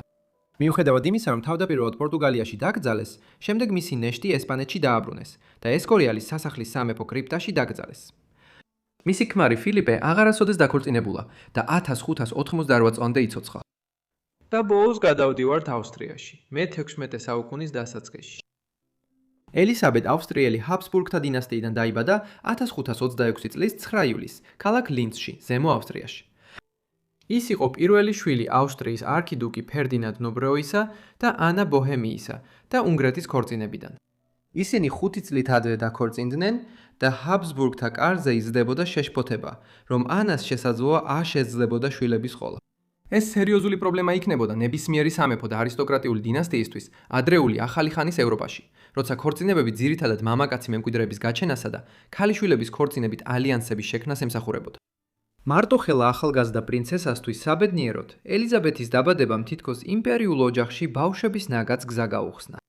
მანე წვილის ოდესღაც, 7 ერეფნებში ახალშობილი პრინცებისა და პრინცესების ტირილის ხმა გაისმა. მთავარ ესანამ 15 შვილი გააჩინა, რაც გასაოცარი რიცხვია და საოცრად მათგან უმეტესობა სრულწლოვანებამდე გადარჩა, რაც მე-16 საუკუნის ბავშვობისთვის იშვიათი იყო. ახალგაზრდა ელიზაბეთმა ბავშვობა ჰობურგის სასახლის დიდებულ, თუმცა ჩრდილოვან დარბაზებში გაატარა, ინსბრუკში. ის გარშემორტყმული იყო მეცნიერთა, კარისკაცთა და ღმადმორთმუნე ოჯახის მშვიდი სერიოზულობით, სადაც სწავლა ერთდროულად პრივილეგიაც იყო და ვალდებულებაც. მისი მშობლები ფერდინანდი და ანა ცოდნისადმი დიდი ვნებით გამოირჩეოდნენ და ზრუნავდნენ, რომ ელიზაბეთი და მისი და-ძმები მკაცრად განათლებულიყვნენ ენებში, ხელოვნებაში და კათოლიკურ სარწმუნოებაში. მან სრულყოფილად აითვისა გერმანული, იტალიური და ფრანგული ენები, თუმცა საინტერესოა, რომ პოლონური არ უსწავლია, ენა, რომელიც მის ტრაგიკულ მომავალში გაცილებით უფრო გამოსადეგი იქნებოდა. მისი დღეები ლოცვებით, გაკვეთილებითა და კლავესინის მელოდიებით იყო სავსე, ხოლო მამის ცეცხლოვანი ერთგულება ჭორებისთვის ადგილს არ ტოვებდა. როცა მან გაიგო, რომ ერთ-ერთმა მასწავლებელმა კარდინალებზე იხუმრა, დაიფიცა, რომ ლუთერანული იდეების გამავრცელებელს სიკვდილით დასჯიდა. ელისაბედის სამყარო წიგნებით, მუსიკითა და რწმენით იყო სავსე, სამყარო, რომელიც მისამდე თაობების ცოდნასა და აღმოჩენებზე იყო აგებული. დაახლოებით 1530 ან 1531 წელს, როცა ელისაბედი 4 ან 5 წლის ბავშვი იყო, ავსტრიის სამეფო კარის მხატვარმა იაკობ ცაიზენეგერმა პირველად დახატა მისი პორტრეტი. დღეს ეს ნახატი გვიჩვენებს თითქოს ბედნიერ და ჯანმრთელ პატარა გოგონას, წითელი ლოყებითა და მშვიდი ხასიათით. მაგრამ ელისაბედის ბავშვობის წლებში ყველაფერი კარგად არ იყო. როგორც გაიზარდა, მას დაეწყო გულყრები, რომლებიც დროთა განმავლობაში უფრო მძაფრი და ხშირი გახდა. თევანდელი ზოგადი მოსაზრებით, ელისაბედი ეპილეფსიით იყო დაავადებული. ეს იყო მდგომარეობა, რომელიც 16 საუკუნეში საიდუმლოთი იყო მოცული, იმ დროს, როდესაც სამედიცინო რევოლუცია მხოლოდ იწყებოდა. მიუხედავად ამისა, ცნობიერება იზრდებოდა და სულ მცირე ისინი აღიარებდნენ, რომ ეს ჯანმრთელობის მდგომარეობა იყო. წარსულში ეპილეფსია თითქმის ზებუნებრივ მდგომარეობად მიიჩნეოდა და ასე ექცეოდნენ მას. დროისა და ადგილის მიხედვით მას შეიძლება უარყოფითად ან დადებითადაც კი უყურებდნენ. მაგალითად, ზოგ კულტურაში მას ღვთაებრივ წყელად მიიჩნევდნენ. სხვა კულტურებში კი მიაჩნდათ, რომ ეპილეფსიით დაავადებულები გულხმის დროს ღმერთთან ან ღმერთებთან იყვნენ კავშირში. ეპილეფსიის შესახებ სამედიცინო ცოდნის ნაკლებობამ მე-16 საუკუნის ევროპაში ელიზაბეთის ცხოვრებაზე გრძელი და შემაშინებელი ჩრდილი გადმოაფინა, რადგან მიუხედავად იმისა, რომ ზოგიერთმა ეს ჯანმრთელობის მდგომარეობა აღიარა, არავინ იცოდა სინამდვილეში რა ხდებოდა მასთან. როგორც ნახავთ, როდესაც ელიზაბეთი ახალგაზრდა პატარძლად პოლონეთში გაემგზავრა, მისი მდგომარეობა უკონტროლოდ გაუარესდა. ჩურჩული ავსებდა სამეფო კარებს. ზოგი ამტკიცებდა, რომ მას მისი ღვიძლიანი და ბრძანებლური დედამთილის საიდუმლო ბრძანებით წამლავდნენ. სხვები ფიქრობდნენ, რომ ეს ეშმაკის ხედი იყო. მაგრამ სიმართლე ბევრად უფრო ტრაგიკული იყო. არც შხამი იყო, არც შეთქმულება. მხოლოდ ახალგაზრდა დედოფლის სხეული, რომელიც მას ღალატობდა, როცა მისი ეპილეფსია ჩუმად და შეუბრალებლად მძიმდებოდა. სანამ ელისაბედს მის საბედისწერო მოგზაურობაში პოლონეთში გავყვებით, ჯერ უნდა დავაბრუნოთ დრო 1526 წლამდე, მისივე დაბადების წელს. მისი დაბადებიდან 2 თვეზე ნაკლებ დროში ომის გრუხუნი ატყდა მოჰათში, 7 ველზე უნგრეთში, დუნაის მდინარესთან ახლოს. 1526 წლის 29 აგვისტოს მოჰაჩის ბრძოლა ევროპის ისტორიაში ერთ-ერთ ყველაზე გადამწყვეტ დაპირისპირებად იქცა. 2 საუკუნეზე მეტი დაუღალავი გაფართოების შემდეგ, ახლო აღმოსავლეთში, თურქეთის, ლევანტის, ეგვიპტესა და ბალკანეთის სიღრმეში, ოსმალეთის იმპერიამ ახლა მზერა ცენტრალური ევროპის გულს მიაბგრო. სულთან სულეიმან პირველმა დიდი არმია უნგრეთში შეიყვანა და შეხვდა ბევრად მცირე ძალას, რომელსაც ხელმძღვანელობდა მეფე ლუის XII უნგრეთისა და მოკავშირეთა კონფედერაცია, რომელშიც შედიოდნენ ტრანსილვანიისა და ვლახეთის ვოევოდები და დიდებულები.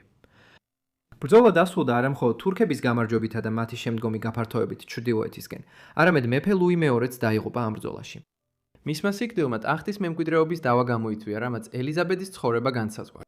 ბავშვობაში ლინცსა და ვენაში გაზრდილ ელიზაბეთს სრულიად არ ეცოდინებოდა, რომ ეს საბედისწერო ბრძოლა, რომელიც მის დაბადებიდან 7 კვირის შემდეგ მოხდა, განსაზღვრავდა მის ცხოვრების გზას. უნგრეთის მეფე ლუი მეორე მხოლოდ 20 წლის იყო, როდესაც გარდაიცვალა და მას მემკვიდრე არ ჰყავდა. მისი გარდაცვალებით დასრულდა იაგელონების მეფეთა პირდაპირი დინასტია, რომლებიც უნგრეთს მართავდნენ 1480 წელს.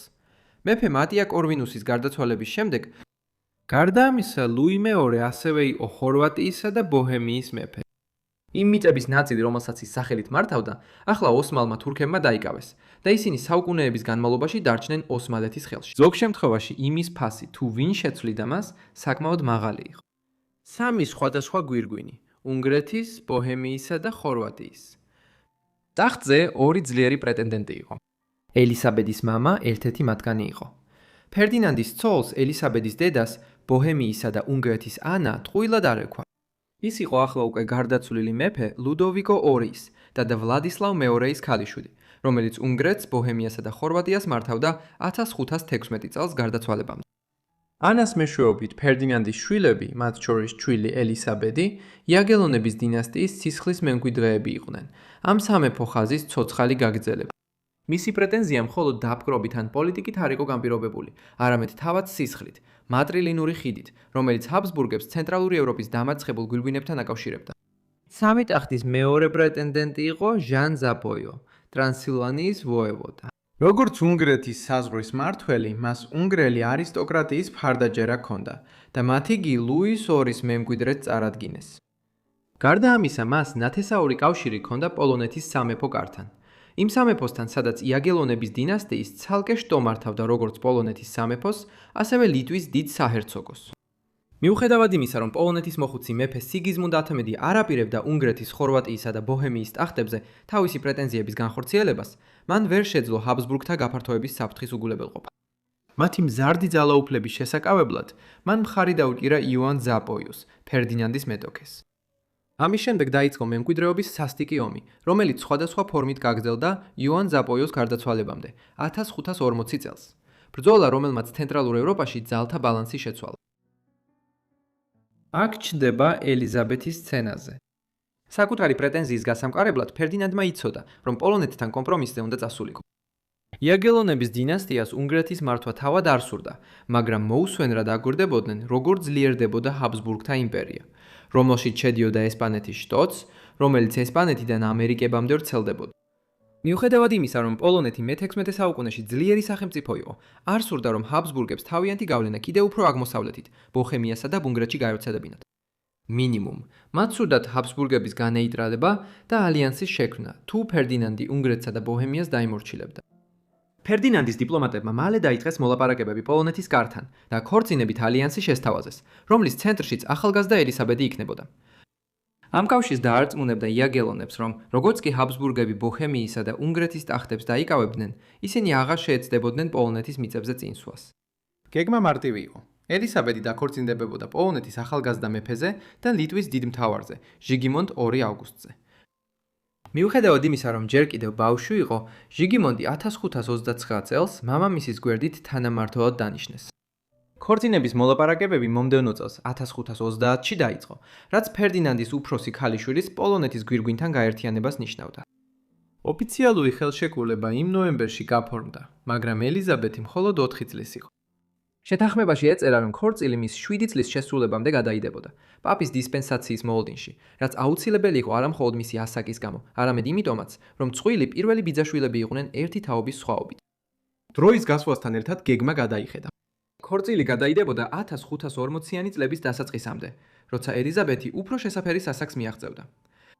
წლების ნაზვი მოლაპარაკებების შემდეგ ელიზაბეთი საბოლოოდ გაემგზავრა ვენიდან 1553 წლის აპრილში, როცა მხოლოდ 16 წლის იყო. 2 კვირის შემდეგ ის ჩავიდა კრაკოვში, სადაც პირველად შეხვდა კაცს, ვისთანაც 13 წლის განმავლობაში იყო დანიშნული, ზიგისმუნდ მეორე აუგუსტს, რომელიც ახლა 22 წლის იყო. იმავე დღეს ვაველის დიდებულ საკათედრო ტაძარში ისინი დაქორწინდნენ. ელიზაბეთი ახლა ლიტვის დიდი ჰერცოგინია და პოლონეთის დედოფალი გახდა, რითაც დიდი ხნის ნანატრი პოლიტიკური ალიანსი განამტკიცა. შემდეგი 2 კვირის განმავლობაში კრაკოვის ზეიმში იყო ჩაფლული. ფესტივალები, ნადიმები და ფეიერვერკები იმართებოდა, რაც ბევრისთვის იმედის ნიშანი იყო, რომ პოლონეთსა და ავსტრიას შორის გრძელვადიანი მშვიდობის ახალი ეპოქა იწყებოდა. მაგრამ ბრწყინვალებისა და სიმღერის მიღმა უფრო ბნელი ისტორია იწყებოდა, რომელიც მალე ამ სამეფო კავშირს ტრაგედიად აქცევდა. როდესაც ზეიმები დასრულდა და რეალობამ თავი იჩინა, ელიზაბეთის ცხოვრება კრაკოვში კოშმარად იქცა. მისი ჯანმრთელობის მდგომარეობა პოლონეთში მოგზაურობისას გაუადესდა და ელიზაბეთმა უფრო და უფრო ხშირი გულყრები დაეწყო. თუმცა მისი ქორწინების მდგომარეობა კიდევ უფრო მძიმე იყო. ქორწინების 1553 წლამდე გადადების ერთ-ერთი მიზეზი იყო ზიგისმუნდის დედის ბონა სფორცას ძლიერი წინააღმდეგობა. ის იყო იტალიელი არისტოკრატი ქალი სფორცაც საგვარეულოდან, რომელიც მილანის საჰერცოგოს მართავდა მე-15 საუკუნის შუა პერიოდიდან. ბონა პოლონეთის კარზე მკვეთრი და შთამბეჭდავი ფიგურა იყო და მტკიცედ იყო განწყობილი ჰაბსბურგების გაფართოების წინააღმდეგ. ამ მიზეზით მან ყველანაირად ებრძოლა ამ ქორწინებას და როდესაც ელიზაბეთი საბოლოოდ ჩამოვიდა, ახალ რძალს ცხოვრება ჯოჯოხეთად უქცია. მაგალითად, ქორწილის შემდეგაც კი ის განაგრძობდა ქორწინების კონტრაქტისა და მზითების პირობების გაპროტესტებას. ელიზაბეთი კი ახალგაზრდა და მორიდებული ქალი იყო და დედამთილის დამოკიდებულება აშინებდა. მაგრამ სასახლის კედლებს მიღმა კიდევ უფრო სერიოზული პრობლემები იმალებოდა. ზიგისმუნდს თავისი ახალგაზრდა ცოლის მიმართ თითქმის არანაირი გზნობა არ ჰქონდა და ელიზაბეთი მისთვის მიმზიდველიც კი არ იყო, რის გამოც ქორწინების შემდეგაც კი რამდენიმე საყვარელი ყავდა და მათთან ურთიერთობას არ მალავდა. სახლიდან შორს ელიზაბეთი უცხო კარზე მარტო დარჩა, მხოლოდ მცირე ავსტრიელი ამალით გარშემორტყმული. ის გარშემორტყმული იყო მტრულად განწყობილი დედამთილით და ქმრით, რომელიც მას ცენტრალური ევროპის ძალაუფლების თამაშებში მხოლოდ დიპლომატიურ ფიგურად არ ექვამდა. შესაძლოა სწორედ ამიტომ იყო გარდაუვალი, რომ მისი ჯანმრთელობის მდგომარეობა კიდევ უფრო გაუარესდა. სასამართლოს წევრები იუწყებოდნენ, რომ მისი გულხრები უფრო გახშირდა, ხოლო უფრო ბნელი ხმები ვრცელდებოდა. თითქოს ძველი დედოფალი ბონა მას წამლავდა. თუმცა მოწამვლის არანაირი მტკიცებულება არასდროს აღმოჩნდა. მისმა რთულმა მდგომარეობამ ბევრი თანაგზნობა გამოიწვია და პოლონეთის არისტოკრატიაში ზოგადად აღფრთოვანებულნი იყვნენ მისი მადლითა და სინაზით. თუმცა მათი კეთილინებაც კი ვერ შეცვალა მისი ბედი. ახალგაზრდა ელისაბედს, როგორც კი პოლონეთში ფეხი შედგა, თითქოს უკვე განწირული იყო. 1540-იანი წლების შუა პერიოდში შავი ჭირის ტალღამ აღმოსავლეთ ევროპა მოიცვა და სამეფო ოჯახმა იმ დროისთვის ერთადერთი შესაძლო პრევენციული ზომა მიიღო. ისინი ქალაქიდან გაიქცნენ და სოფელში წავიდნენ. სიგიზმუნდმა დროებით ვილნიუსში, ლიტვის დიდ საჰერცოგოს დედაქალაქში, თავისი საყვარელი ბარბარა რაჯიულთან ერთად გადაინაცვლა. ამასობაში ელისაბედი დედამთილთან და მამამთილთან ერთად პოლონეთს მოგზაურობდა. სიგიზმუნდ პირველი, როგორც სხვები, თანაგზნობით ეკიდებოდა ელისაბედის მდგომარეობას, მაგრამ იმ დროისთვის უკვე ხანდაზმული და სუსტი კაცი იყო. 70-იან წლებში და ცოტას თუ შეძლებდა მის დასახმარებლად. საბოლოოდ ელისაბედი ვილნიუსში ქმარს შეხვდა და მან სცადა შეექმნა შთაბეჭდილება. თითქოს ყველაფერი კარგად იყო, ახალ ქორწინებაში ჰაბსბურგებთან დიპლომატიური თავაზიანობისთვის. მიუხედავად იმისა, რომ ასე არ იყო. ქალაქში მდგომარეობა კვლავ მკვეთრად გაუარესდა. ელისაბედის შეტევები უფრო და უფრო გახშირდა და ახლა უკვე სერიოზულ გავლენას ახდენდა მის საერთო ჯანმრთელობაზე. 1545 წლის ადრეულ ზაფხულში აშკარა იყო, რომ ის კრიზისში იმყოფებოდა. სასუწარკვეთილებმა მის მშობლებს ავსტრიაში წერილი მისწერეს და მათი ექიმები სასწრაფოდ მის გვერდით აღმოჩნდნენ, მაგრამ უკვე ძალიან გვიანი იყო. 1545 წლის 15 ივნისს ვილნიუსში ახალგაზრდა დედოფალი დაავადებას ემსხვერპლა 18 წლის ასაკში. მისი მე-19 დაბადების დღემდე 3 კვირით ადრე. სამეფო კარი გლოვაში ჩაეფლო და იგი 9 დღის შემდეგ ვილნიუსის საკათედრო ტაძარში დაკრძალეს. სიგისმუნდ მეორე აგვისტუსი პოლონეთს მართავდა 1572 წლამდე და ზედამხედველობდა პოლონეთისა და ლიტვის დიდ საჰერცოგოს ოფიციალურ გაერთიანებას პოლონეთ-ლიტვის თანამეგობრობაში. მოკლე მეორე ქორწინების შემდეგ თავის საყვარელთან მან საბოლოოდ 1553 წელს ელიზაბეთის ერთ-ერთ უმცროს დას, კატერინა ავსტრიელს, შეირთო ცოლად. საბოლოოდ ზიგისმუნდის სამივე ქორწინებიდან შვილი არ შეეძინა და როდესაც ის 1572 წელს გარდაიცვალა, პოლონეთის გვირგვინი დროებით გადავიდა საფრანგეთის ვალუას სამეფო დინასტიაში. 1575 წელს მისი და ანა იაგელონი ავიდა ტახტზე როგორც თავისი დინასტიის უკანასკნელი წარმომადგენელი, რის შემდეგაც პოლონეთ-ლიტვის გვირგვინი ვასაების დინასტიამ ჩაიბარა. ასე რომ, პოლონეთის გვირგვინის მთელი ფრთხილი დიპლომატიური ინტრიგები საბოლოოდ უშედეგო აღმოჩნდა. დიდი მადლობა ყველას, რომ უყურეთ ამ ვიდეოს პრინცესების ამბებზე. იმედი მაქვს საინტერესო აღმოჩნდა თქვენთვის. და განსაკუთრებული მადლობა ჩემს არხის ყველა წევრს, რომელთაც ეკრანზე ხედავთ ახლა, რომლებიც იღებენ პრივილეგიებს, როგორიცაა ადრეული წვდომა, დამატებითი კონტენტი და სპეციალური პოსტები. ასევე მომავალში კიდევ უფრო მეტი რა. თუ გაქვთ რაიმე წინადადება, მომწერეთ ქვემოთ კომენტარებში. და იმედი მაქვს, რომ გამოწერილი გაქვთ ჩემი არხი და ჩართული გაქვთ შეტყობინებები, რომ ყველა ჩემი ვიდეო მიიღოთ მაშინვე, როგორც კი ავტვირთავ. როგორც ყოველთვის ეს ყველაფერი იყო ჩემგან, ასე რომ ყველა თქვენგანს შევხვდები შემდეგ დავიწყებული ცხოვრებების ეპიზოდში. მადლობთ.